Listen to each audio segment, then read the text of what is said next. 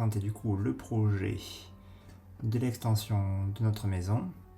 Donc là on a la maison actuelle avec ici une baie vitrée que l'on va créer sur ce côté là, puisque l'extension va être ici. L'extension, le but c'est de construire cette partie là. La maison actuelle, la baie vitrée, l'ouverture qu'il va devoir falloir créer, puisque là jusqu'à présent il n'y a aucune ouverture de ce côté. Ici on a la porte du garage et donc l'extension, le projet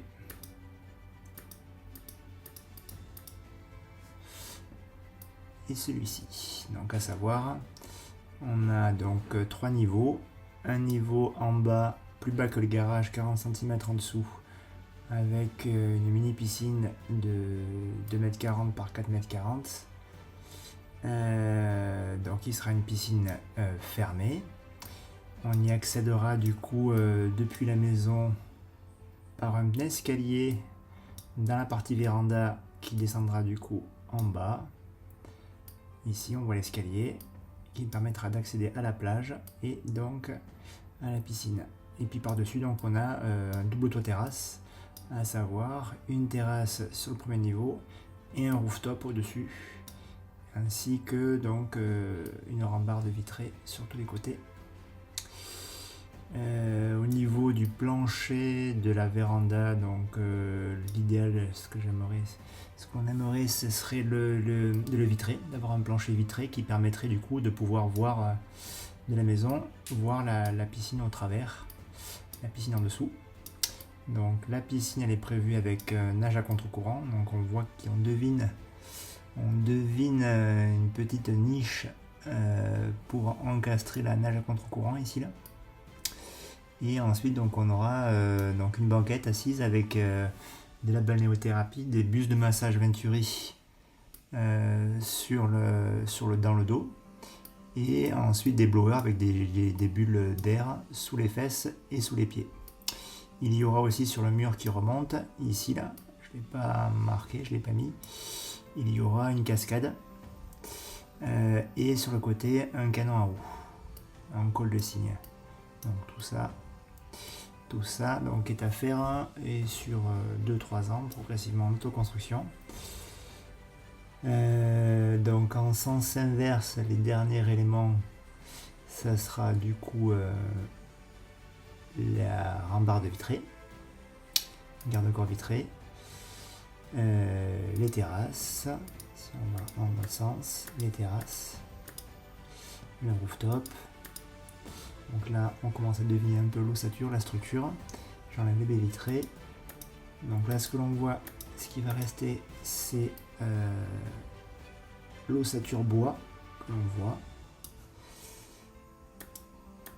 Alors cette année, là, ce qu'il me faut réaliser, c'est au moins la partie béton. La partie béton, donc idéalement ça serait la réaliser avant cet été, c'est cette partie là. Donc il y a un radier en dessous, ensuite des murs en bloc à brancher de 27 avec des murs qui sont désolidarisés du mur du bassin et des piles qui soutiendront du coup l'ossature bois par dessus. Voilà donc ce qu'il me faut réaliser. On va commencer du coup par le radier. Le radier, donc là il me faut creuser donc à 2,10 m, faire un terrassement pour ensuite pouvoir couler les fondations de ce radier. Évidemment, alors là j'ai pas marqué, mais il y a les fondations de la maison, donc là il n'a pas question d'y toucher. Le radier il commencera pas à ras de la maison, il va commencer avec un décalage pour laisser évidemment les fondations de la maison à l'abri, ne pas y toucher. Une fois que j'aurai fait ce radier, il me faudra du coup faire d'abord les murs extérieurs de l'enceinte extérieure et le bassin qui lui, comme je vous ai expliqué, est désolidarisé des murs porteurs, ces murs porteurs là qui vont porter après l'ossature bois.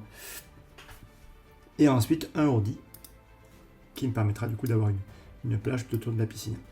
Voilà, ça c'est l'objectif de cette année, c'est de réaliser cette partie là. Donc pas mal de travail à venir. Et donc en 6 mois, il faut faire tout ça. Donc il me tarde d'être à la partie bois, c'est ce que je préfère, mais le béton, il va falloir s'y mettre. Donc le but c'est aussi pour se simplifier la vie, c'est de ne pas utiliser la bétonnière mais d'utiliser la toupie. À savoir couler d'abord le radier, couler les murs des blocs à bancher, et un troisième coulage qui consistera à couler le redis. Et bien donc du coup c'est parti, on va commencer du coup d'abord par le terrassement. Alors avant de faire le terrassement, il va falloir que peut-être que je commence d'abord à construire un échafaudage. L'échafaudage, le but c'est que le maçon puisse gratter derrière pour voir comment il fait le mur, pour qu'il puisse me faire un devis pour création de l'ouverture. Donc là il faut que je fasse d'abord un échafaudage. Et ensuite il va falloir aussi qu'on commence à faire le terrassement. Et bien on est parti.